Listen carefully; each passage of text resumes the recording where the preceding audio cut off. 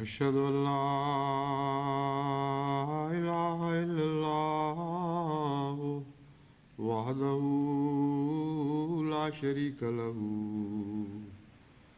وأشهد أن محمدا عبده ورسوله أما بعد فأعوذ بالله من الشيطان الرجيم بسم الله الرحمن الرحيم الحمد لله رب العالمين الرحمن الرحيم مالك يوم الدين إياك نعبد وإياك نستعين اهدنا الصراط المستقيم صراط الذين أنعمت عليهم غير المغضوب عليهم ولا الضالين۔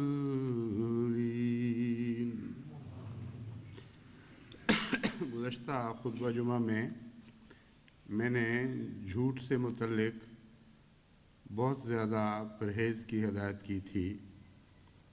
اور جماعت کو یہ نصیحت کی تھی کہ اپنے ارد گرد جھوٹ کے خلاف ایک جہاد شروع کریں، جس کا آغاز گھروں سے ہونا چاہیے، کیونکہ بالعموم تمام بد عادتیں گھروں میں پرورش پاتی ہیں اور وہاں سے نکل کر پھر گلیوں اور شہروں میں بد مناظر پیدا کرتی ہیں۔ جھوٹ تو ہر بیماری کی جڑ ہے، ہر فساد کی جڑ ہے، ہر قسم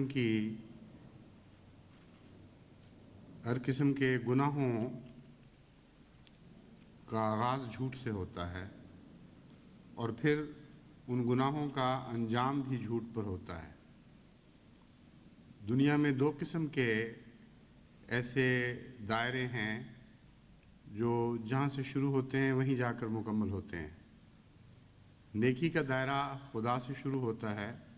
سچائی سے شروع ہوتا ہے اور سچائی ہی پر جا کر انجام پاتا ہے۔ انا للہ و انا الیہ راجعون کا ایک یہ بھی مطلب ہے کہ وہ شخص جس کا آغاز سفر سچائی سے ہوگا اور خدا تعالیٰ سے ہوگا، وہ بالآخر خدا تک ہی پہنچے گا اور اس کی ساری زندگی خدا کی طرف حرکت کرنے کی ایک مثال ہوگی۔ گویا اس کا ہر قدم جو بظاہر آگے کی طرف اسے لے جا رہا ہے، وہ انجام کار اسی منبع تک پہنچ جائے گا جس منبع سے اس کے سفر کا آغاز ہوا تھا۔ اسی طرح بدیوں کا حال ہے۔ جس شخص کی زندگی کے سفر کا آغاز جھوٹ سے ہو، اس کا انجام لازماً جھوٹ پر ہوتا ہے۔ چنانچہ قرآن کریم نے پہلے مضمون کو کھول کر بیان کرتے ہوئے فرمایا کہ تقوی کی راہیں اگر تم نے تلاش کرنی ہے تو سفر تقوی سے شروع کرنا پڑے گا، اور قرآن کریم جو تقوی کے سبق دیتا ہے اس سے تمہیں کوئی ہدایت نہیں مل سکتی جب تک تمہارا پہلا قدم تقوی پر نہ ہو۔ چنانچہ فرمایا ھدی للمتقین، یہ ہدایت دینے والی کتاب ہے لیکن متقیوں کے لیے، اور سارے اسباق اس کتاب میں تقوی کے اوپر ہی مبنی ہیں، تقوی ہی کی درس دینے والی کتاب ہے۔ تو جس مقام سے آغاز ہوا ہے وہی دراصل آئندہ زندگی کی راہیں متعین کرنے والا مقام ہوا کرتا ہے۔ انما الاعمال بالنیات میں بھی حضرت اقدس محمد مصطفیٰ صلی اللہ علیہ وآلہ وسلم نے یہی عظیم حکمت کا راز ہمیں سمجھایا کہ نیت کے وقت، آغاز سفر کے وقت تم اپنے انجام کو خود ہی طے کر لیتے ہو، اور بظاہر تم کسی سمت میں بھی حرکت کرو، وہ پہلا قدم جو اٹھا ہے اس نے تمہاری آخری سمت معین کر دی ہے، اس سے تم پھر ہٹ نہیں سکتے۔ اس لیے جھوٹ سے سفر کا آغاز کرنے والے کبھی بھی سچائی تک نہیں پہنچتے، ان کی زندگی میں جھوٹ کا اضافہ ہوتا چلا جاتا ہے، اور دوسری قسم کی بدیاں جو جھوٹ سے پیدا ہونے والی بدیاں ہیں، جھوٹ ہی کے مختلف نام ہیں، ان میں اضافہ ہوتا چلا جاتا ہے، اور بالآخر ایسے شخص کا انجام ہمیشہ بد ہوتا ہے جو خدا سے دور ہے۔ خدا کا نام حق رکھا گیا ہے،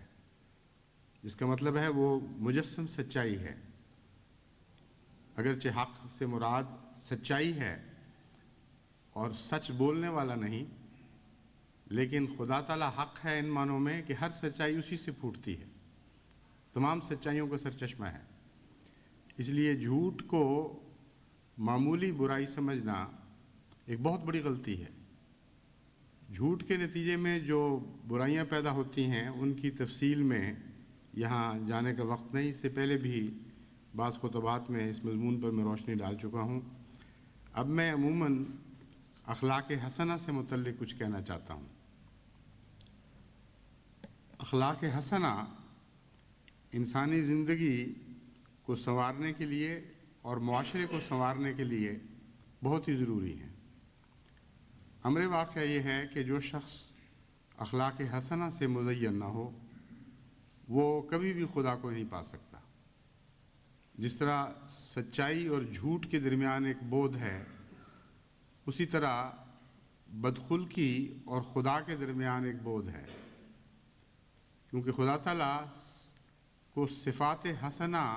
بھی قرار دیا جا سکتا ہے۔ لہ الاسماء الحسنی، قرآن کریم نے یہ راز ہمیں بتایا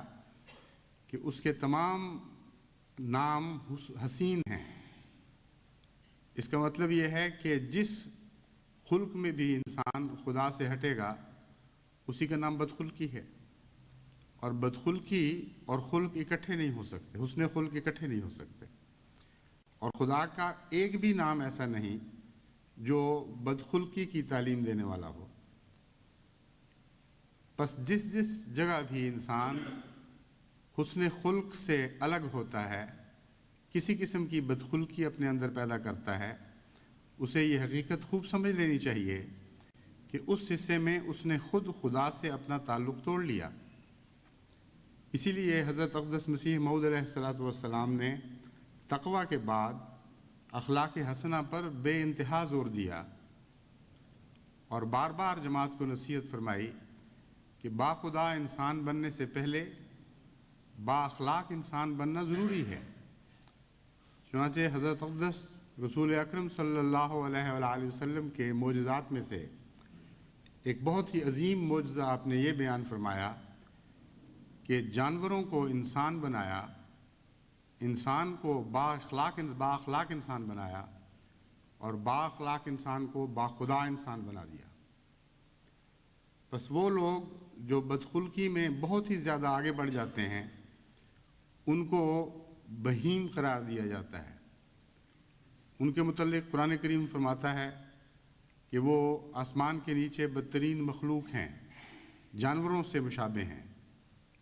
بل ہم اضل، بلکہ وہ جانوروں سے بھی بدتر ہیں۔ اس لیے حضرت مسیح موعود علیہ السلام نے جہاں یہ فرمایا کہ جانوروں کو پہلے انسان بنایا، اس سے مراد یہی ہے کہ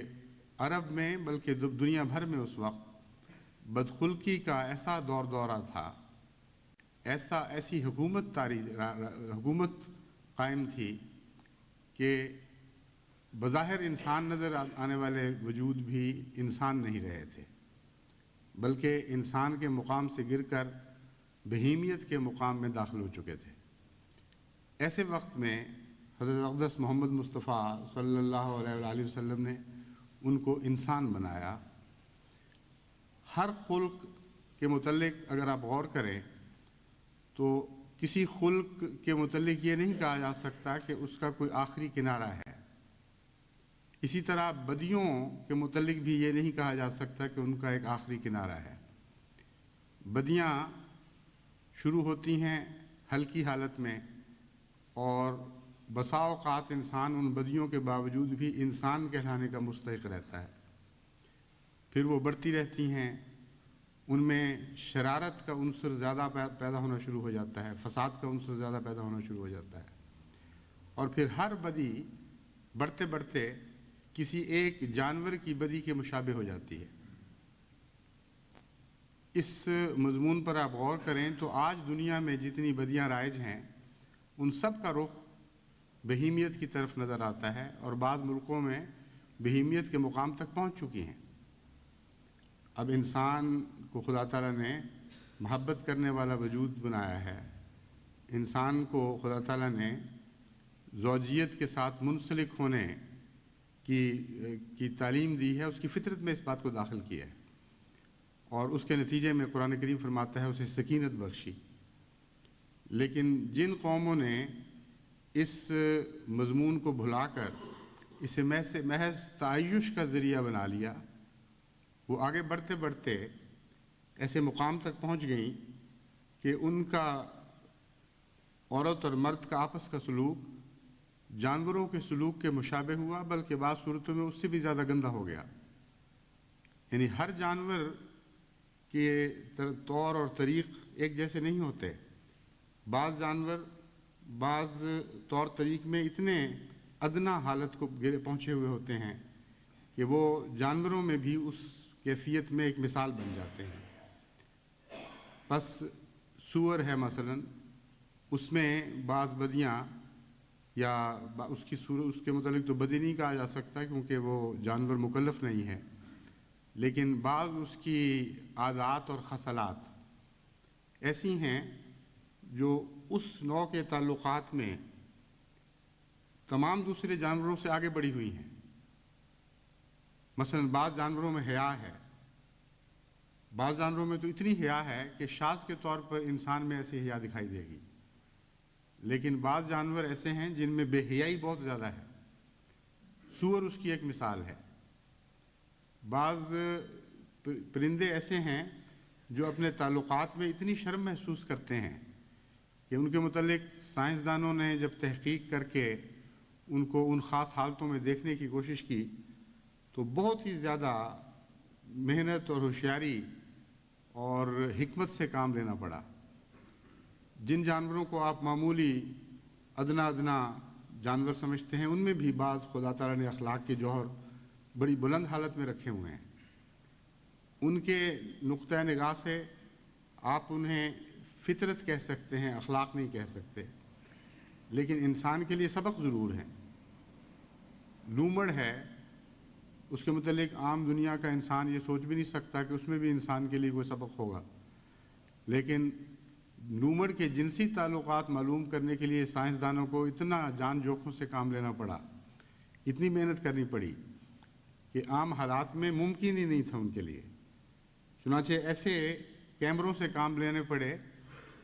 لینا پڑا جو اندھیرے میں دیکھتے ہیں، اور ان کیمروں کو ان جگہوں پہ فکس کرنے کے لیے جہاں ان کا خیال تھا کہ لومڑی کے جنسی تعلقات قائم ہو سکتے ہیں، ان کو بہت زیادہ محنت کرنی پڑی، کیونکہ وہ اتنی زیادہ ہوشیار چیز ہے، اتنا ہوشیار جانور ہے کہ اسے اگر شک پڑ جائے کہ کوئی غیر وجود اس کے اندرونی حالات کو دیکھنے کے لیے موجود ہے تو وہ اس جگہ کو چھوڑ دے گا اور کبھی بھی اپنے بے پردگی نہیں ہونے دے گا۔ چنانچہ اس کے لیے بھی انہوں نے بہت ہی زیادہ حیرت انگیز احتیاطوں سے کام لیے، اور بالآخر وہ فلم تیار کی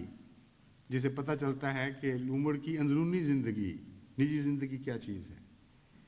تو عام انسان جس کو سمجھتا ہے کہ اس جانور میں کوئی بھی خوبی نہیں، وہ بھی انسان کو حیا کا سبق دینے والا جانور ہے۔ تو اس قسم کے تعلقات میں جب بے حیائی بڑھی تو بڑھتے بڑھتے ایک ایسے مقام تک پہنچ گئی جہاں قانون قدرت نے ان قوموں کو سزا دینے کا فیصلہ کیا۔ چنانچہ حضرت اقدس محمد مصطفیٰ صلی اللہ علیہ وآلہ وسلم کو 1400 سال پہلے یہ خبر دی گئی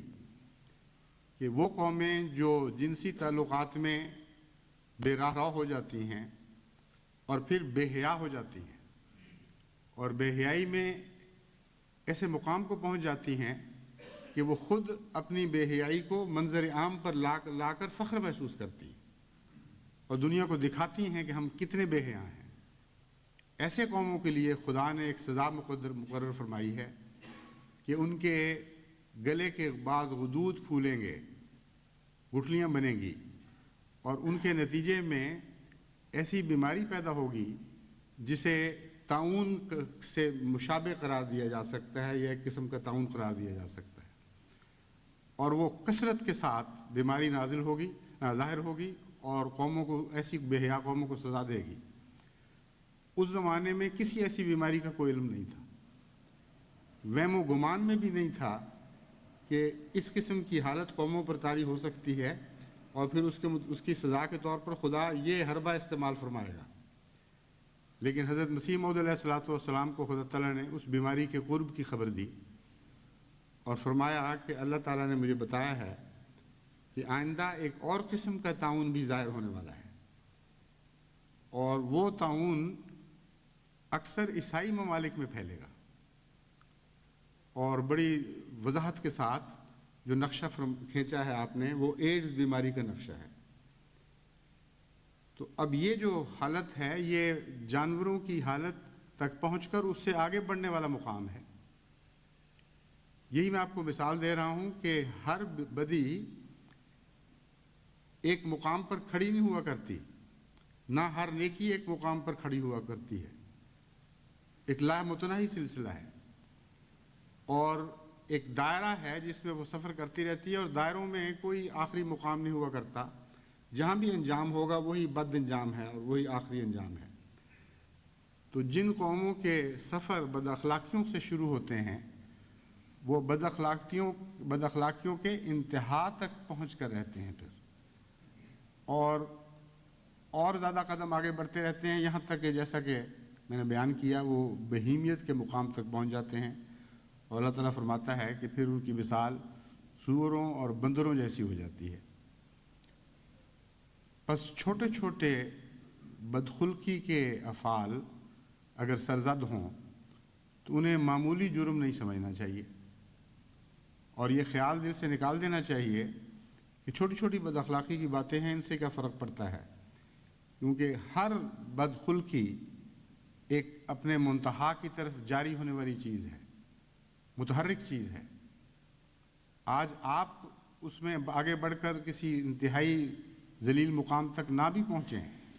تو آپ کی اولاد وہاں سے اس بدی کو پکڑے گی جہاں آپ نے چھوڑا تھا، اور اسے لے کر آگے بڑھے گی۔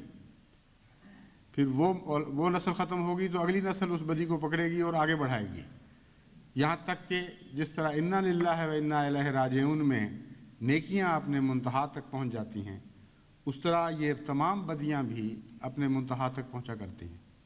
اور پھر قوموں کی ہلاکت کے وقت آ جاتے ہیں۔ اس لیے جماعت احمدیہ جس کا سفر بہت لمبا ہے، اسے ان معاملات پر بہت زیادہ سنجیدگی سے غور کرنا چاہیے۔ وہ قومیں جنہوں نے ایک ہی نسل میں ترقی کرنی ہے اور اپنے مقصد کو حاصل کر لینا ہے، ان کی حالت اور ہوا کرتی ہے۔ وہ قومیں جنہوں نے بعض دفعہ نسلاً بعد نسلاً صدیوں میں جا کر اپنے اس مقصد کو حاصل کرنا ہے جس کی خاطر وہ قائم کی گئی ہیں، ان کے لیے لمبے سفر والے آداب اختیار کرنے ضروری ہوا کرتے ہیں، ایسے اطوار اختیار کرنے ضروری ہوتے ہیں کہ جو لمبا عرصہ ان کا ساتھ دیں۔ بس جماعت احمدیہ کے لیے اعلیٰ خلق پر زور دینا بے انتہا ضروری ہے۔ اگر اعلیٰ اخلاق کی جماعت احمدیہ نے اس نسل میں حفاظت نہیں کی تو اگلی نسل کی بھی کوئی ضمانت نہیں دی جا سکتی، اور اس سے اگلی نسل کی بھی کوئی ضمانت نہیں دی جا سکتی۔ خصوصیت سے جو خطرہ مجھے نظر آ رہا ہے وہ یہ ہے کہ ماحول چونکہ بہت تیزی سے گندا ہو رہا ہے، صرف انگلستان یا جرمنی یا جاپان یا چین یا امریکہ کی بات نہیں ہے، ہمارے ان ملکوں میں جنہیں آپ مشرقی ممالک کہتے ہیں، ایسے ممالک جن کے متعلق کہا جاتا ہے کہ پرانی قدریں ان میں زندہ ہیں، تلاش کر کے دیکھیں، آپ کو پرانی قدروں کے قبرستان تو وہاں دکھائی دیں گے، لیکن قرآنی قدریں زندہ صورتوں میں شہروں میں بستی اور چلتی پھرتی دکھائی نہیں دیں گی۔ اس تیزی سے اعلیٰ اخلاق پر موت وارد ہو رہی ہے، جیسے وبا پھیل گئی ہو جو قوموں کو ہلاک کرتی چلی جا رہی ہے۔ ایسی صورت میں جماعت احمدیہ پر اس کے اثرات کا ظاہر ہونا ایک لازمی چیز ہے۔ بعض لوگ امریکہ میں مجھ سے کہتے تھے کہ ہم کہاں جائیں، یہاں کے حالات بہت خراب ہیں، ہم اپنے نسلوں کی حفاظت کیسے کریں۔ بعض لوگ یورپ میں مجھ سے یہ سوال کرتے ہیں ہم کہاں جائیں، کیوں نہ ہم واپس اپنے ملکوں کو چلے جائیں۔ ان کو میں مختلف رنگ میں نصیحت کرتا رہا ہوں، اور یہ بھی بات بتانے کی کوشش کرتا ہوں کہ کس ملک میں آپ جائیں گے، اس ملک کو میں جائیں گے جسے آپ 10 سال پہلے چھوڑ کے آئے تھے، اس کی اب وہ حالت نہیں رہی جو آپ سمجھ رہے ہیں کہ اس کی ہوگی۔ بہت سا پانی پلوں کے نیچے سے گزر چکا ہے، اور کیفیات میں ساری دنیا میں عظیم تبدیلیاں واقع ہو چکی ہیں۔ اگر آپ بدیوں کے مقابلے سے بھاگیں گے تو آپ کو آخر پہ پناہ گاہ کوئی دکھائی نہیں دے گی، کوئی جگہ نہیں ہے جہاں آپ کی حفاظت ہو سکے، جہاں آپ سمجھیں کہ آپ محفوظ قلعہ میں پہنچ گئے ہیں۔ بدیوں سے مقابلہ ہی ایک طریق ہے زندہ رہنے کا، اور اسی کا نام جہاد ہے۔ اسی لیے ان معاملات میں بار بار میں لفظ جہاد استعمال کرتا ہوں۔ یہ قرآنی تعلیم کے مطابق ہے۔ قرآن کریم نے بدیوں سے بچنے کے لیے جہاد کا مضمون ہمارے سامنے رکھا ہے، اور یہی حقیقت جہاد ہے، یہی روح جہاد ہے۔ اس لیے جس ملک میں ہیں، اگر آپ کے پاؤں وہاں سے اکھڑ گئے تو پھر کسی اور ملک میں آپ کے پاؤں نہیں جمیں گے۔ بھاگنے والا پھر بھاگتا چلا جاتا ہے، اور وہ نہیں تو اس کی اگلی نسلیں مغلوب ہوتی چلی جاتی ہیں۔ اس لیے جہاں بھی یہ کوئی احمدی ہے اسے بدیوں کے خلاف جہاد کرنا چاہیے، اور یہ جہاد گھر سے شروع ہونا چاہیے۔ اور جیسا کہ میں نے بیان کیا ہے، اعلیٰ اخلاق کے ذریعے آپ بد اخلاقی سے بچنے کا سامان کریں۔ قرآن کریم نے یہی مضمون ہمارے سامنے رکھا ہے، ادفع باللتی ہی احسن السیئہ۔ بدیوں سے جہاد کا مطلب یہ نہیں ہے کہ آپ نے چھرا گھونپ دیا کسی بدی کی سینے میں۔ بدی کے جہاد کا جو حقیقی معنی ہے وہ یہ ہے، بدی کے خلاف جہاد کا حقیقی معنی یہ ہے کہ آپ اپنے خلاؤں کو پور کریں اور ان کو نیکیوں سے بھر دیں۔ جہاں نیکی داخل ہو جائے وہاں بدی نہیں آ سکتی، جہاں خلا ہے وہاں بدی نے ضرور داخل ہونا ہے، اور بغیر نیکی کو اپنائے بغیر آپ کسی بدی کا مقابلہ نہیں کر سکتے۔ بس اس لیے جب میں حسن خلق کہتا ہوں تو میری یہی مراد ہے کہ اپنے خلاؤں کو پور کریں، اپنی عادات کو مزین کریں، حسین بننے کی کوشش کریں، ہر معاملے میں، خوش گفتاری میں، خوش معاملگی میں، جو بھی انسان سے روابط ہیں ان میں سے ہر رابطے میں اعلیٰ اخلاق کو اپنانے کی کوشش کریں۔ اس کے بغیر نہ آپ بدیوں کا مقابلہ کر سکتے ہیں، نہ آپ اس عظیم مقصد کو حاصل کر سکتے ہیں جس کے لیے آپ کو پیدا کیا گیا ہے، یعنی تمام دنیا کی آپ نے اصلاح کرنی ہے، اور تمام دنیا میں خلق محمدی کی حفاظت کرنی ہے، اور تمام دنیا کو خلق محمدی صلی اللہ علیہ وسلم سے مزین کرنا ہے۔ اتنا بڑا کام ہو اور گھروں میں بدخلقی کی باتیں ہوتی ہوں، یہ ایک ایسا تضاد ہے جسے خدا کی تقدیر معاف نہیں کیا کرتی۔ چھوٹی چھوٹی باتیں ہیں جنہیں گھروں میں نظر انداز کیا جاتا ہے۔ سب سے پہلے خاوند کا بیوی سے سلوک ہے۔ جو خاوند اپنی بیوی سے اخلاق نہیں برت سکتا اس نے دنیا کو کیا اخلاق سکھانے ہیں۔ جو ماں اپنے خاوند کے حقوق کی حفاظت نہیں کر سکتی، اس سے حسن معاملگی نہیں کرتی، اس نے دنیا کو کیا اخلاق سکھانے ہیں۔ ایسا ماحول جس میں خاوند بیوی کے ساتھ بدتمیزی اختیار کر رہا ہے، بد کلامی اختیار کر رہا ہے، بدخلقی اختیار کر رہا ہے، بیوی اس کے خلاف نشوز کر رہی ہے اور باغیانہ رویہ اختیار کرتی ہے، اگر وہ زیادہ جابر ہے تو اس کی عدم موجودگی میں بچوں کے کان ان کے باپ کے خلاف بھرتی ہے، اور اپنی مظلومی کا رونا اپنے بچوں کے سامنے رو کر گویا اپنے خاوند کا انتقام لے رہی ہوتی ہے۔ ایسے ماحول میں جو بچے پلیں گے وہ دنیا کے اخلاق کی حفاظت نہیں کر سکتے۔ ان کے متعلق قرآن کریم کی یہ آیت صادق آتی ہے، لا تقتلوا اولادکم، تم اپنے ہاتھوں سے اپنی اولاد کو قتل کرنے والے ہو، ایسا ہرگز نہ کرو۔ جب تم خود اپنے ہاتھوں سے اپنی اولاد کو قتل کر رہے ہو تو دنیا کو زندہ کرنے کے دعوے کیسے کر سکتے ہو؟ اس لیے بہت ہی اہم بات ہے کہ تمام گھروں میں ہر خاوند اپنی بیوی کے ساتھ حسن معاملگی کرے، حسن معاشرت کرے، اس کے جذبات کا خیال رکھے، اس سے نرم کلامی کرے۔ حضرت مسیح موعود علیہ الصلوۃ والسلام نے اس سلسلے میں بہت ہی تفصیل کے ساتھ روشنی ڈالی ہے۔ بار بار اس موضوع پر آپ نے لب بھی کھولے اور قلم بھی اٹھایا، اور آپ کے جو ملفوظات میں بھی یہ مضمون کثرت سے ملتا ہے اور آپ کی تحریروں میں بھی یہ مضمون کثرت سے ملتا ہے۔ اس لیے آج کے لیے خصوصیت سے میں نے اس حصے کو اختیار کیا ہے کہ اپنے گھروں میں خاوند اور بیوی کے تعلقات کو درست کریں، ورنہ آپ کے بچوں کے اخلاق کی کوئی حفاظت نہیں ہو سکتی۔ حضرت مسیح موعود علیہ الصلوۃ والسلام فرماتے ہیں، در حقیقت نکاح مرد اور عورت کا باہم ایک معاہدہ ہے، بس کوشش کرو کہ اپنے معاہدہ میں دغا باز نہ ٹھہرو۔ اللہ تعالیٰ قرآن شریف میں فرماتا ہے، وعاشروہن بالمعروف، یعنی اپنی بیویوں کے ساتھ نیک سلوک کرو،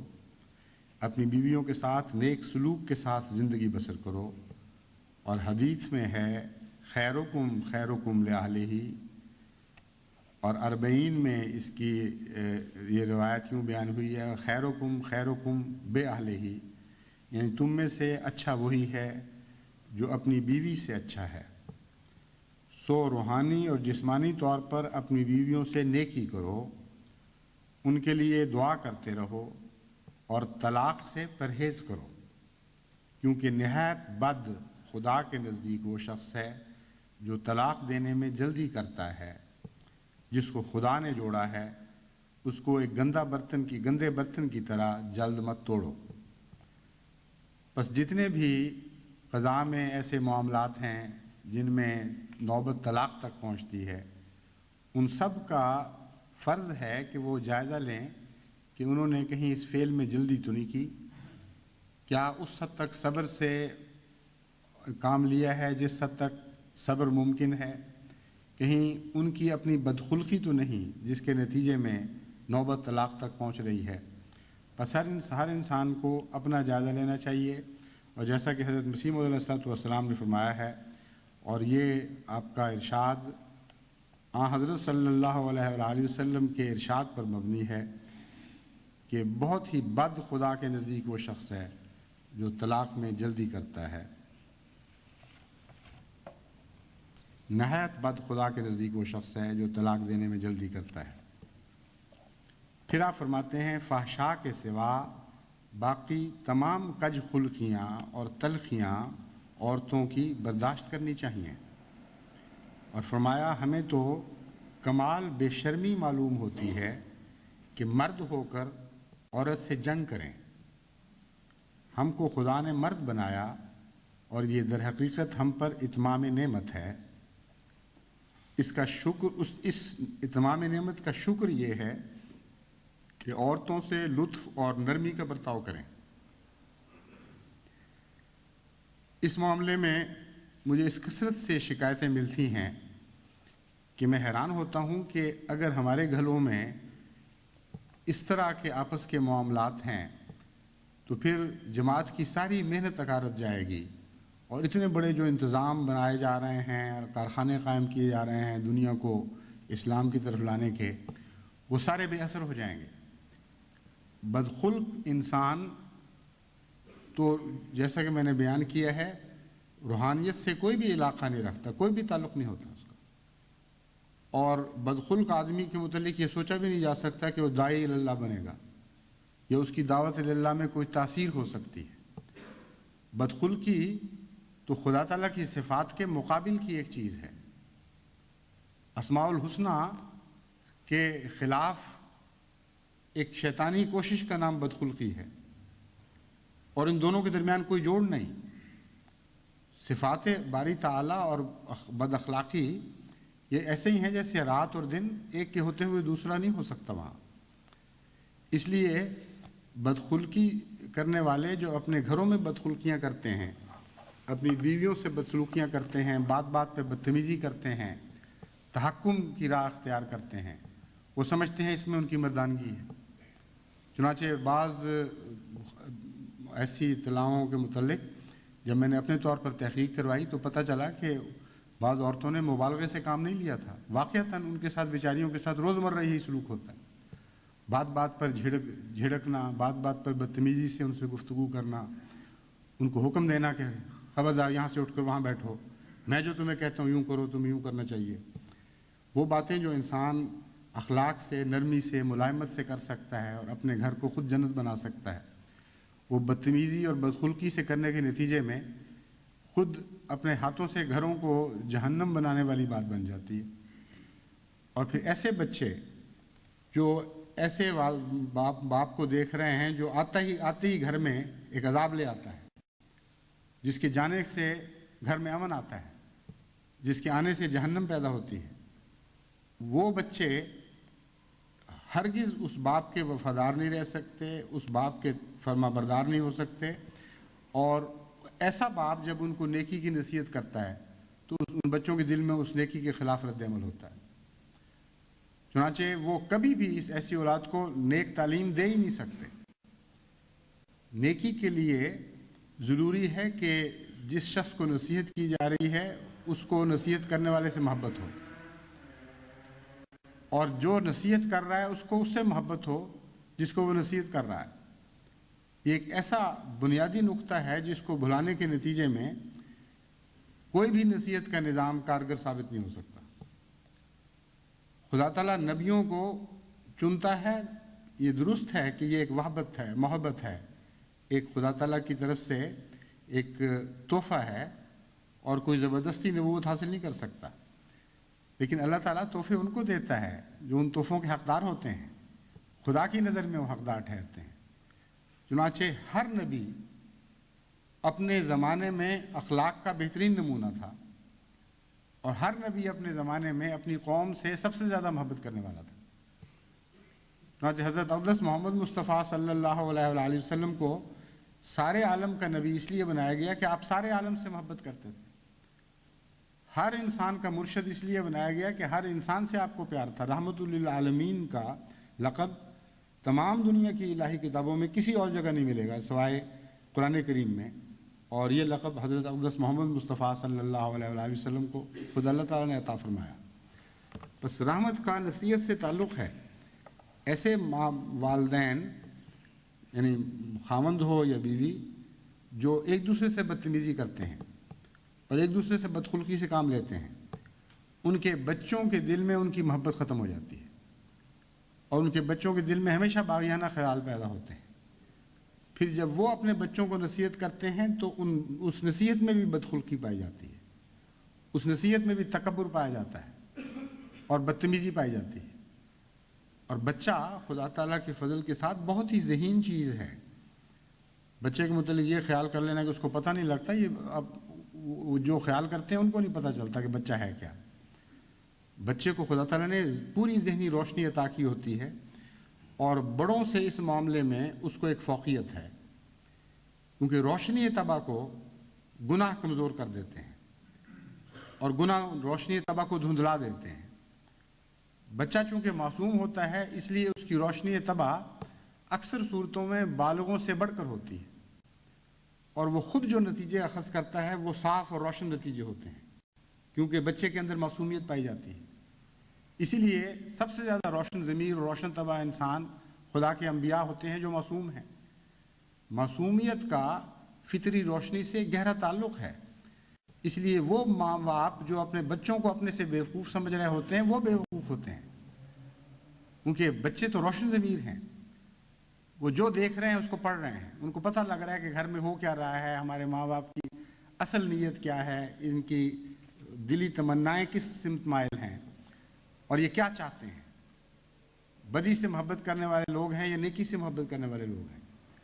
چنانچہ وہ ماں باپ جو بدخلق ہوں ان کے بچے ان کی نصیحت کو نہیں قبول کرتے. کر سکتے ہی نہیں، کیونکہ ان کی فطرت ان کو بتا دیتی ہے کہ اس بدخلق نے اپنی بڑائی کی خاطر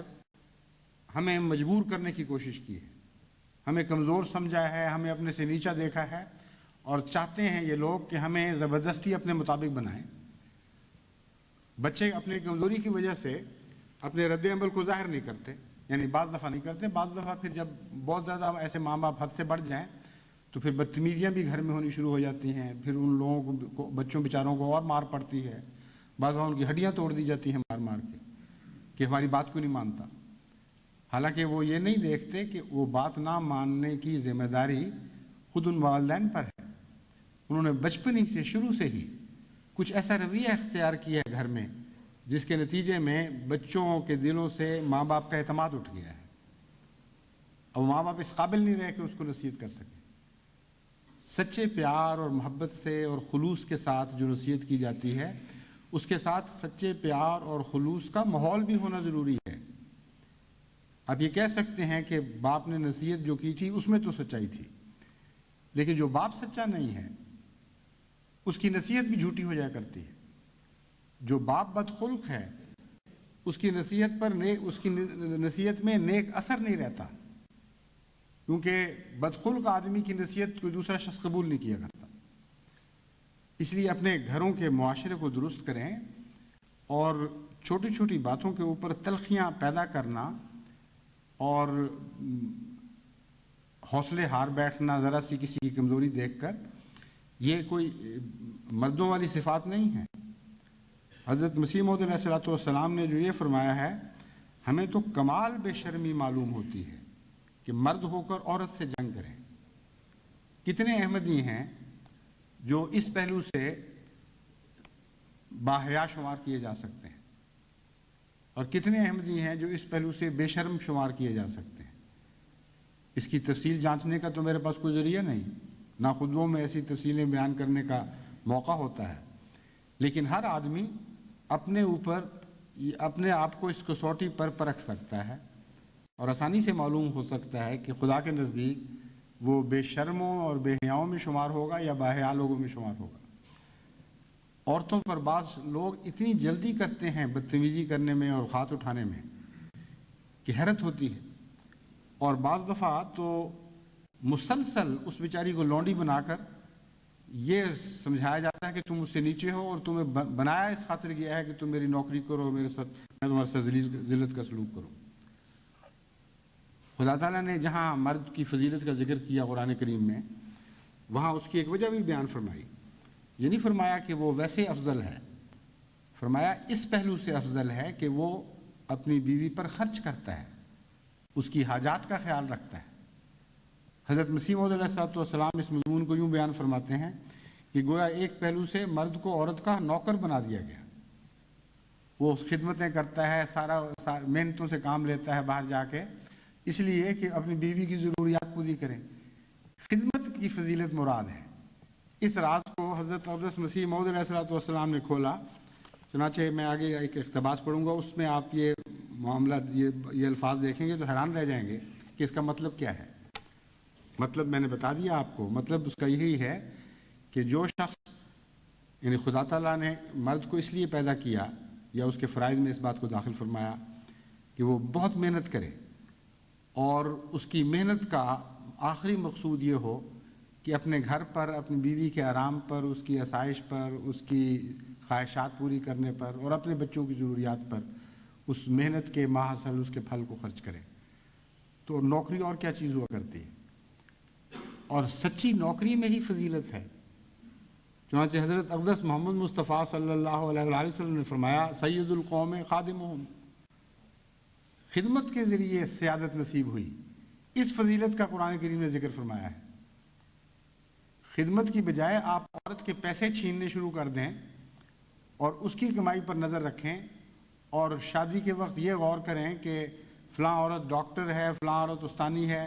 وہ گھر میں آئے گی تو اس کی تنخواہیں لے کر ہم اپنی زندگی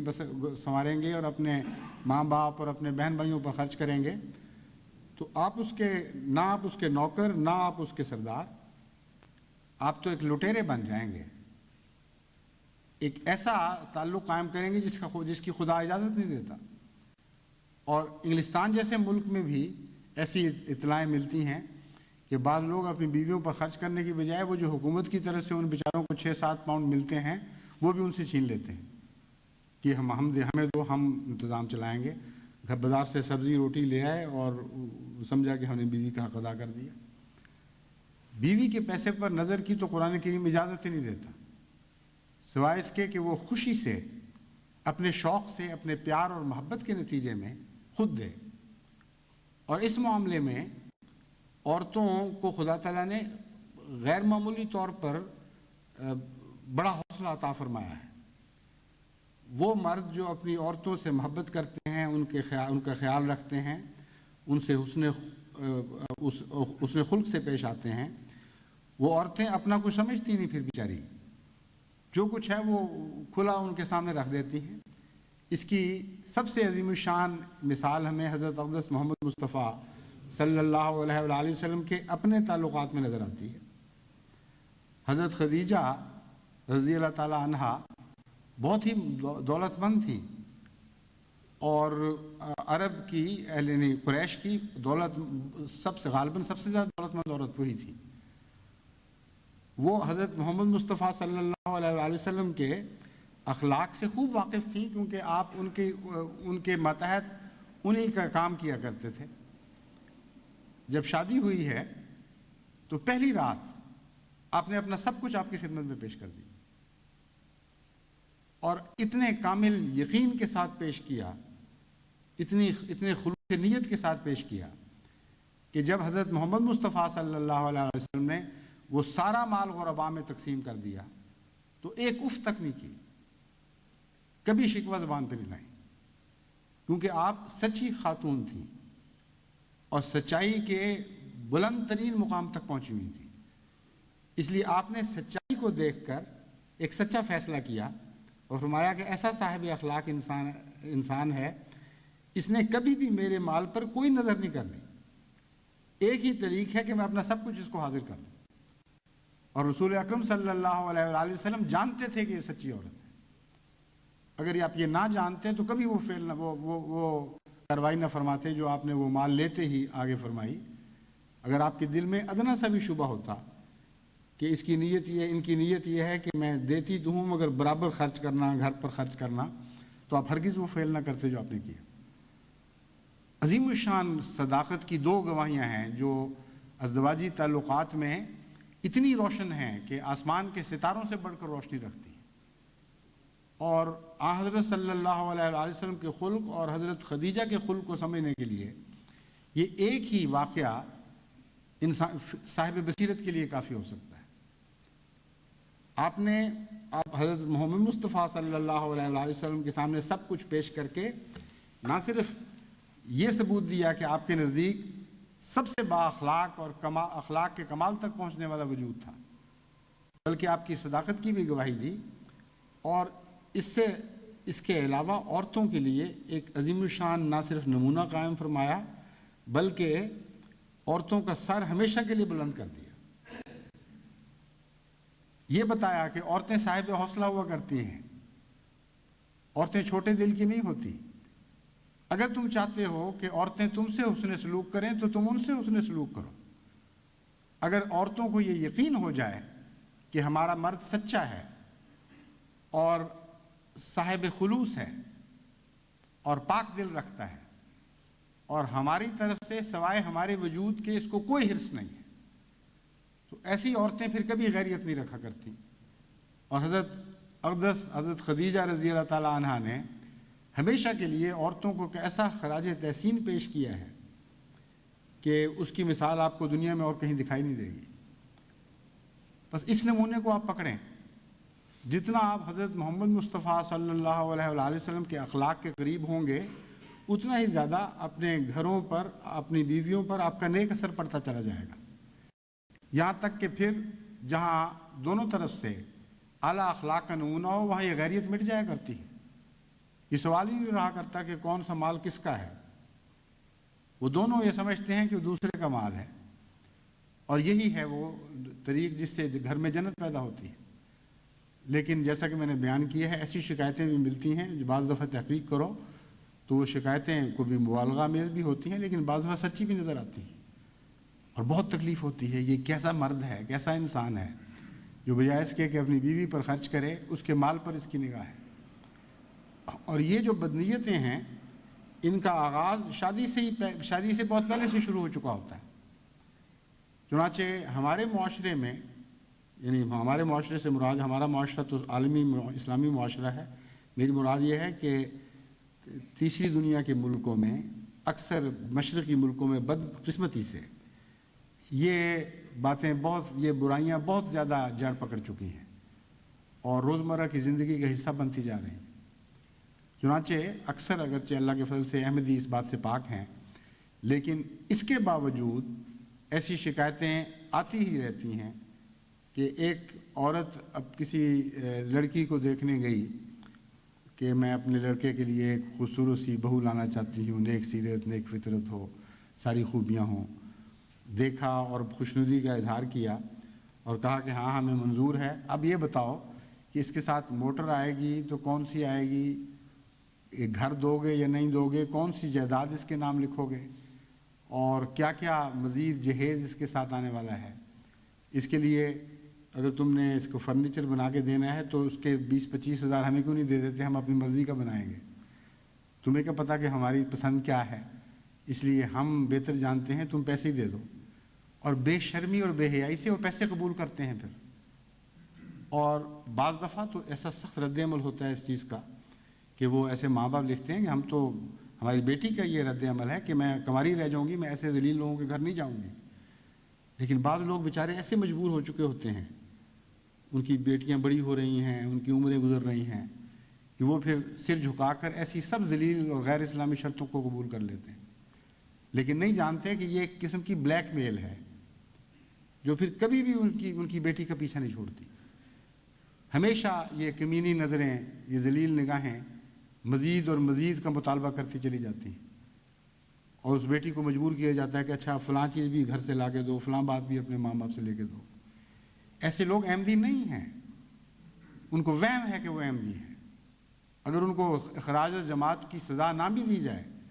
تو خدا کی تقدیر ان کو جماعت احمدی اور اسلام سے خارج کر چکی ہے, کیونکہ جو محمد مصطفیٰ صلی اللہ علیہ وسلم کے نمونے سے دور ہے اس کا مسلمان کہلانے کا حق ہی کوئی نہیں رہتا. اس لیے ان باتوں کو معمولی نہ سمجھیں, ان کی بیخ نہیں کریں, اور اگر قطعی طور پر ثابت ہو کہ ایسا واقعہ ہوا ہے تو ان کو ظاہری طور پر بھی جماعت سے خارج کر دینا چاہیے, کیونکہ اب مزید ہم اس گند کو ساتھ لے کر آگے نہیں بڑھ سکتے.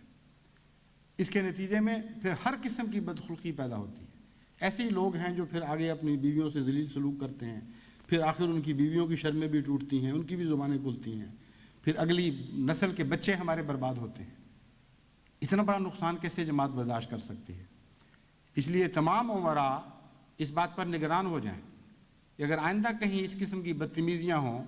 اور بدخلقیاں ہوں اور حضرت مسیح موعود علیہ الصلوۃ والسلام کے ارشاد کے مطابق کمال بے شرمی کے ایسے نمونے دکھائے جائیں تو ان ایسے لوگوں کو بلا تاخیر جماعت سے خارج کرنے کی کارروائی کرنی چاہیے. پھر وہ چاہیں جہاں دوسرے معاشرے میں جس قسم کے ان کے مطالبے ہیں شاید پورے ہو جائیں, وہاں بھی شاید ایسی باتیں چلتی ہوں, لیکن احمدیت میں ہم ان باتوں کو مزید برداشت نہیں کر سکتے. پھر عورتیں ہیں, وہ بھی جیسا کہ میں نے بیان کیا ہے وہ بھی اس قصور میں شریک ہیں, کیونکہ اکثر مطالبوں کا آغاز ساسوں سے ہوتا ہے, یعنی بیٹے کی ماں کی طرف سے اکثر یہ ہوتا ہے. اور جن معاملات میں مجھے تحقیق کا موقع ملا ہے مجھے پتہ چلا ہے کہ بسا اوقات ایسے مرد کمزور ہیں جن کی بیویاں یہ مطالبے کرتی ہیں اور ان کے بیٹے ان کے 100% غلام ہوتے ہیں. وہ سمجھتے ہیں نیکی اسی بات میں ہے کہ ہر بات میں اطاعت کرو, حالانکہ قرآن کریم فرماتا ہے کہ اطاعت اس حد تک فرض ہے جس حد تک خدا کی اطاعت سے تمہیں باہر نہ نکالے. جہاں ماں باپ کی اطاعت تمہیں خدا کی اطاعت سے باہر نکلنے پر مجبور کرے وہاں تم نے خدا کی اطاعت کرنی ہے, ماں باپ کی اطاعت نہیں کرنی. یہ واضح حکم موجود ہے. اس کے باوجود بعض بے وقوف لوگ یہ سمجھتے ہیں کہ ماں کی خواہش ہے, ماں کی نیت ہے, اس لیے چاہے وہ اسلام کے خلاف مطالبے کرے ہم اس کے ساتھ چلیں گے. اور اس کے کہنے کے نتیجے میں پھر بعض اور بچیوں پر ظلم کرنے والے بن جاتے ہیں۔ تو آغاز عورت سے شروع ہوا ہے ظلم کا، اور عورت پر ختم ہوا، اور اس کے نتیجے میں پھر ساری سوسائٹی پر، سارے معاشرے پر مظالم کی ایک نہ ختم ہونے والی داستان شروع ہو جاتی ہے۔ اس لیے بدخلقی کو اگر آپ نے روکنا ہے تو سب سے پہلے گھروں کے ماحول کو سنبھالیں، اور گھروں کو بد اخلاق بنانے والے جتنے بھی محرکات ہیں ان کا گلا گھونٹیں۔ ان کو جب تک آپ ختم نہیں کرتے، نیست و نابود نہیں کرتے، محض ایک فرضی جہاد کے کوئی بھی معنی نہیں ہے۔ جہاد کا تو مطلب ہے آپ جانتے ہوں کہ دشمن کہاں ہے، کس قسم کے ہتھیار رکھتا ہے، کس قسم کی تلواریں یا توپ تفنگ سے آپ پر حملہ آور ہے۔ جب تک آپ دشمن کے حالات سے واقف نہ ہوں، اس کی اداؤں سے واقف نہ ہوں، ان جگہوں سے واقف نہ ہوں جہاں سے اس نے حملہ کرنا ہے، ان اوقات سے واقف نہ ہوں جہاں سے اس نے حملہ کرنا ہے، اس وقت تک آپ دفاع کی طاقت ہی نہیں رکھ سکتے، یعنی کامیاب دفاع کی طاقت نہیں رکھ سکتے۔ اس لیے جب میں کہتا ہوں بدیوں کے خلاف جہاد شروع کریں تو یہ مراد نہیں ہے کہ اٹھ کر آپ تقریریں شروع کر دیں کہ بدیوں کے خلاف جہاد کرو۔ سمجھائیں، جس طرح میں آپ کو سمجھانے کی کوشش کر رہا ہوں۔ تجزیہ کریں، جس طرح میں تجزیہ کرنے کی کوشش کرتا ہوں، اور معلوم کریں کہ آپ کے اپنے اپنے علاقے میں بدخلقی کے اصل محرکات کیا ہیں، کیوں بعض بدخلقیاں رائج ہیں، اور ان کو تجزیہ کر کے پھر ان کے خلاف باقاعدہ کارروائی کریں۔ اگر اس طرح آپ کارروائی کریں گے تو انشاءاللہ تعالی رفتہ رفتہ ہماری حالت پہلے سے بہتر ہوتی چلی جائے گی۔ لیکن وقت جیسا کہ میں نے بیان کیا ہے اگلی صدی میں داخل ہونے کا بہت تھوڑا رہ گیا ہے، صرف 1 سال باقی ہے مشکل سے، اور ابھی ہمیں بہت سے کام کرنے ہیں۔ بد اخلاقی کے ساتھ ہمیں اگلی صدی میں داخل نہیں ہونا چاہیے۔ تمام بد اخلاقیوں کو، بد رسموں کو، ان جہالتوں کو جو اسلام سے پہلے زمانے کی باتیں ہیں، ان سب کو ہمیں اتار کے اپنے ٹوکریاں اٹھائے لیے پھرتے ہیں گند کی، ان کو اتار کے پھینک دینا چاہیے۔ یاد رکھیں، جیسا کہ میں نے شروع میں بھی کہا تھا، بدیاں گھروں میں پیدا ہوتی ہیں اور گھروں سے گلیوں میں نکلتی ہیں، گلیاں پھر شہروں کو گندا کرتی ہیں، پھر وہ ملک گندے ہو جاتے ہیں۔ ایسا ہی ہے جیسے گند کی ٹوکری کو ہی گھر سے اٹھائے اور گلی میں پھینک دے۔ ترقی یافتہ ملکوں میں گلیاں صاف کرنے کے انتظام ہوتے ہیں، اس لیے وہاں کی حکومتیں، وہاں کا بیرونی نظام ان بدیوں کو بہت حد تک سنبھالتا ہے اور صفائی کرتا ہے، اور ان کو جہاں تک اس نظام کی طاقت ہے دور کرتا رہتا ہے۔ اس لیے وہ اکٹھی ہو کر اتنی نمایاں دکھائی نہیں دیتی۔ جن بدیوں کی طرف بیرونی نظر نہیں ہوتی وہ اکٹھی ہونی شروع ہو جاتی۔ ان ملکوں میں بعض بدیاں جیسے کہ میں نے بیان کیا ہے وہ گھروں میں ہی پیدا ہوتی ہیں، گھروں سے باہر پھینکی جاتی ہیں گلیوں میں، لیکن ان کی صفائی کا کوئی انتظام نہیں، اس لیے وہ اکٹھی ہوتی رہتی ہے۔ ظاہری گند کی صفائی کا یہاں انتظام ہے، یہاں آپ دیکھیں کہ ظاہری گند بہت کم دکھائی دیتا ہے، لیکن بعض اور قسم کی بدیاں ہیں ان کی صفائی کا بھی انتظام ہے۔ اس پہلو سے ان ملکوں میں وہ بدیاں کم دکھائی دیتی ہیں۔ لیکن اس بیچارے ملک کا کیا حال ہوگا جس کے گھر میں بے حساب گند پیدا ہو رہا ہے، جن کے گھروں میں، اور ان کی ٹوکریاں صبح شام بار گلیوں میں پھینکی جاتی ہیں، اور وہاں کی حکومتیں اور وہاں کے معاشرے ان کی کوئی پرواہ نہیں کرتے، اور طرف نظریں لگی ہوئی ہیں۔ اب مذہبی نظام ہے، علماء کا نظام ہے، ان کا کام یہ ہے کہ جو گند گھروں سے باہر نکلتے ہیں وہ گلیوں میں ان کی صفائی کا انتظام کریں۔ وہ اگر صفائی کی بجائے اپنی ٹوکریاں اور اس میں پھینک رہے ہوں تو ایسے ملکوں کے بچنے کا پھر کیا سوال ہے؟ بس جماعت احمدیہ کو باشعور جماعت کے طور پر ان بدیوں کے خلاف جہاد کرنا چاہیے، اور اعلیٰ اخلاق کی تعلیم دینے سے پہلے اپنے گھروں کو بااخلاق بنانا چاہیے۔ چھوٹی چھوٹی باتوں میں بھی بدخلقی کو برداشت نہ کریں، یعنی ان معنوں جس طرح قرآن کریم نے فرمایا ہے محبت اور دردمندی سے نصیحت کر کے ہر قسم کی بدخلقی کو دور کرنے کی کوشش کریں، آپس کی گفتگو میں ملائمت اختیار کریں، تلطف اختیار کریں، ایک دوسرے کی کمزوریوں کو معاف کرنا سیکھیں، اور جہاں تک خدا اجازت نہیں دیتا وہاں معاف کرنے کا آپ کو حق نہیں، لیکن جہاں اجازت دیتا ہے وہاں حتی المقدور معافی کا معاملہ کریں، معافی کا سلوک کریں۔ اس سے انشاءاللہ تعالی احمدی معاشرہ حسین سے حسین تر ہوتا چلا جائے گا۔ حضرت مسیح موعود علیہ السلام فرماتے ہیں عورتوں اور بچوں کے ساتھ تعلقات اور معاشرت میں لوگوں نے غلطیاں کھائی ہیں اور جادہ مستقیم سے بہک گئے ہیں۔ قرآن شریف میں لکھا ہے عاشروہن بالمعروف ہے، مگر اب اس کے خلاف عمل ہو رہا ہے۔ آپ اندازہ کریں کہ اگر آج سے 100 سال پہلے اس کے خلاف عمل ہو رہا تھا تو اس وقت کیا ہو رہا ہوگا۔ دو قسم کے لوگ اس کے متعلق پائے جاتے ہیں۔ ایک گروہ تو ایسا ہے کہ انہوں نے عورتوں کو بالکل خلی الرسن کر دیا ہے کہ دین کا کوئی اثر ہی ان پر نہیں ہوتا، اور وہ کھلے طور پر اسلام کے خلاف کرتی ہیں اور کوئی ان سے نہیں پوچھتا۔ یہ خوش خلقی نہیں ہے، یہ خودکشی ہے کہ اپنے گھروں میں جہاں خدا نے آپ کو قیم بنایا ہے وہاں بدیوں کو پنپن دیں اور پرواہ نہ کریں اور پوچھیں ہی نہ کہ میں بااخلاق ہوں، میں اپنی عورت سے نرمی کر رہا ہوں۔ وہ جس قسم کی بے حیائیاں کرے، جس قسم کی گندگی کرے، نماز سے غافل ہو، نماز سے بچوں کو غافل رکھے، شریعت کی حرمتوں کا خیال نہ رکھے کہ میں نرمی کر رہا ہوں اس لیے میں اس کو کچھ نہیں کہتا۔ حضرت مسیح موعود علیہ السلام فرماتے ہیں کہ یہ اسلام نہیں بلکہ یہ جہالت ہے۔ اس کے ساتھ یہ حرکتیں کر کے گھر میں کہ شریعت کی خلاف ورزیاں کر رہی ہیں عورتیں، ہر قسم کی بدیاں پھیل رہی ہیں اور وہ سمجھتے ہیں کہ ہم نرمی کا سلوک کر رہے ہیں، یہ ہرگز اسلامی تعلیم نہیں۔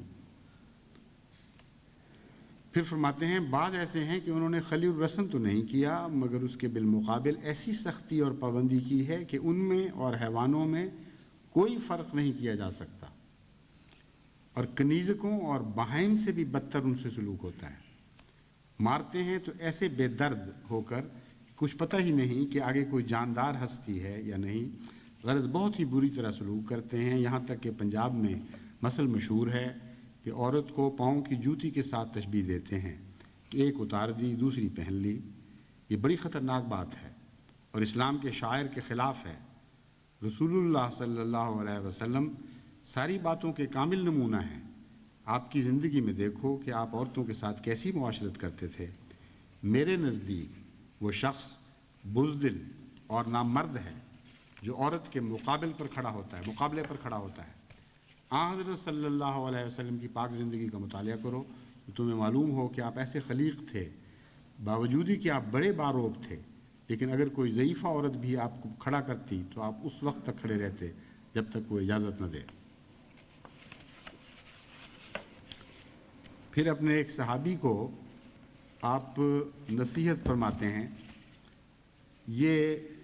نصیحت جو ہے یہ بھی نصیحت کے مضمون میں ایک شاہکار ہے۔ بہت ہی سخت قسم کی اطلاعیں ان کے متعلق ملی، ان کی بدخلقی کے متعلق، لیکن بدخلقی کا علاج بدخلقی سے نہیں کیا جا سکتا۔ نرمی اور پیار سے کس رنگ میں سمجھانا چاہیے اس کا میں نمونہ آپ کے سامنے رکھنا چاہتا ہوں۔ حضرت سید خصیلت علی شاہ صاحب رضی اللہ تعالیٰ عنہ کے نام ایک مکتوب میں حضرت مسیح موعود علیہ السلام نے تحریر فرمایا، باعث تکلیف دہی ہے کہ میں نے بعض آپ کے سچے دوستوں کی زبانی جو در حقیقت آپ سے تعلق اخلاص اور محبت اور حسن ظن رکھتے ہیں سنا ہے کہ امور معاشرت میں جو بیویوں اور اہل خانہ سے کرنی چاہیے کسی قدر آپ شدت رکھتے ہیں۔ کیسا پیارا انداز ہے بیان کرنے کا، اور ساتھ ہی آپ ان کی طبیعت کو سمجھ رہے تھے کہ جو جلدی غصے میں آنے والی ہے کہیں وہ دوستوں سے ناراض نہ ہو جائیں کہ کس نے میری شکایت کی ہے، تو پہلے دوستوں کا دفاع فرمایا، خود بتایا کہ میں جانتا ہوں کہ آپ سے تعلق اخلاص اور محبت اور حسن ظن رکھتے ہیں۔ سنا ہے کہ امور معاشرت میں ایک اور اس سے سبق یہ ملتا ہے کہ وہ شکایت جو دشمنوں سے پہنچتی ہے وہ لائق تعزیر نہیں ہوتی، اس کے نتیجے میں آپ تعزیر نہیں کر سکتے، لیکن جو شکایت دوستوں اور محبت کرنے والوں سے پہنچتی ہے وہ سننے کے لائق ہے، وہ ایسی ہے کہ اس کی طرف توجہ دی جائے۔ فرمایا امور معاشرت میں جو بیویوں اور اہل خانہ سے کرنی چاہیے کسی قدر آپ شدت رکھتے ہیں، یعنی غیظ و غضب کے استعمال میں بعض اوقات اعتدال کا اندازہ ملحوظ نہیں رہتا۔ کیسی زبان کو سلجھا کر لطف کے ساتھ نرمی کے ساتھ لپیٹ کر تاکہ ان کی طبیعت میں کہیں بھی تنافر پیدا نہ ہو، جوش پیدا نہ ہو، آپ نے اس پیار سے اپنے مرید کو نصیحت کی جو آپ پر ایمان لاتا تھا کہ آپ خدا کی طرف سے ہیں، خدا کے مقرر کردہ امام ہیں، جو آپ سے محبت رکھتا تھا، اس کے متعلق ایسی احتیاطیں فرما رہے ہیں۔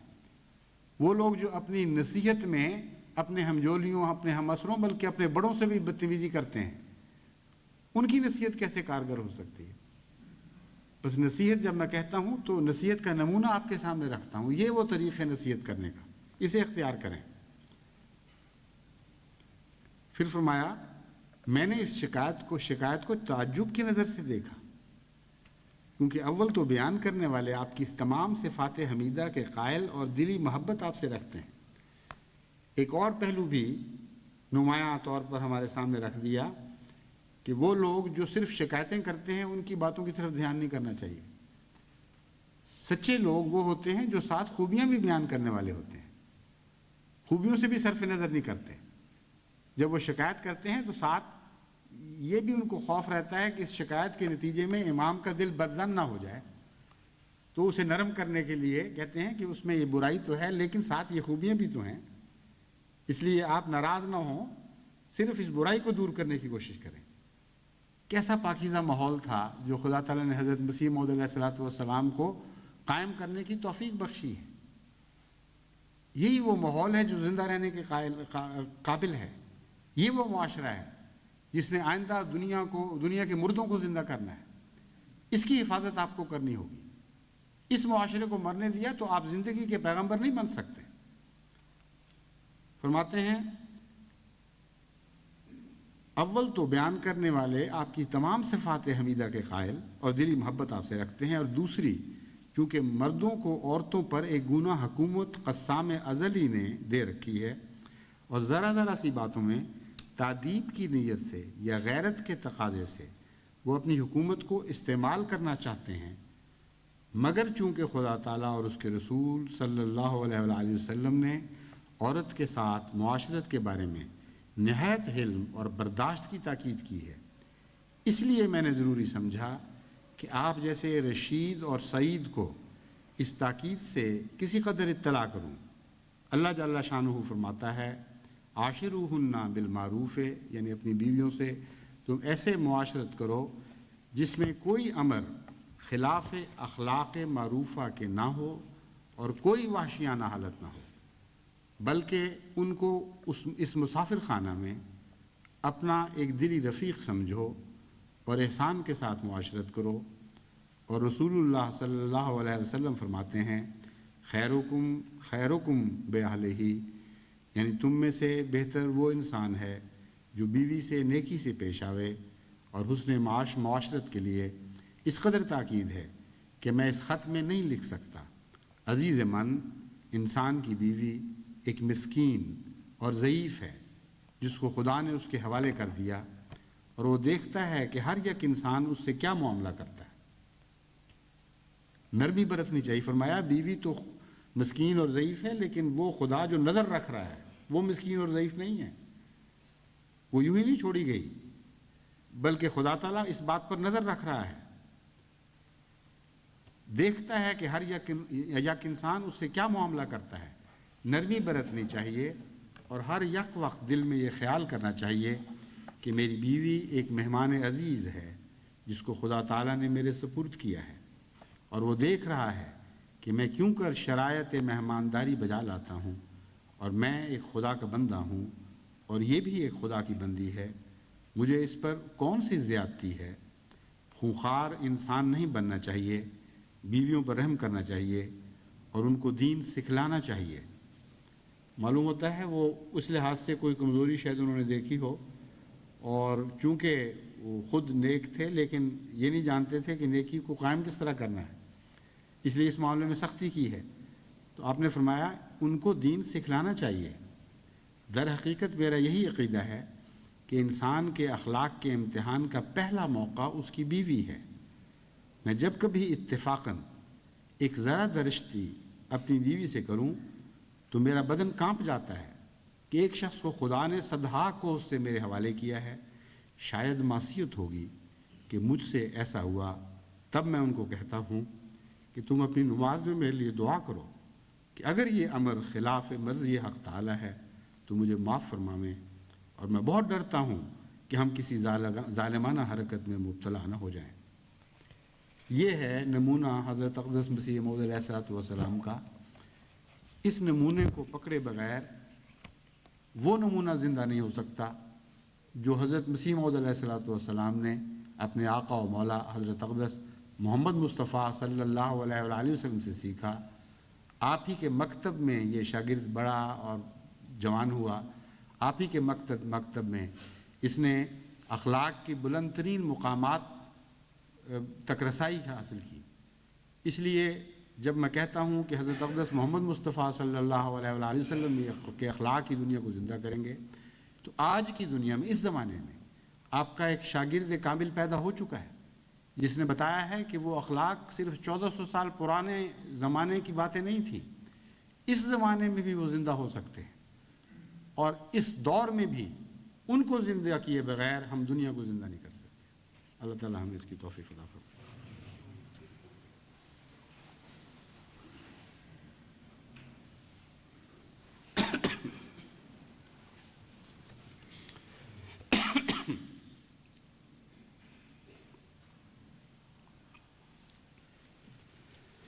الحمد لله نحمده ونستعينه ونستغفره ونؤمن به ونتوكل عليه ونعوذ بالله من شرور أنفسنا ومن سيئات أعمالنا من يهده الله فلا مضل له ومن يضلله فلا هادي له ونشهد أن لا إله إلا الله وحده لا شريك له ونشهد أن محمدًا عبده ورسوله عباد الله رحمكم الله إن الله يأمر بالعدل والإحسان وإيتاء ذي القربى وينهى عن الفحشاء والمنكر والبغي يعظكم لعلكم تذكرون اذكروا الله يذكركم وادعوه يستجب لكم ولذكر الله أكبر۔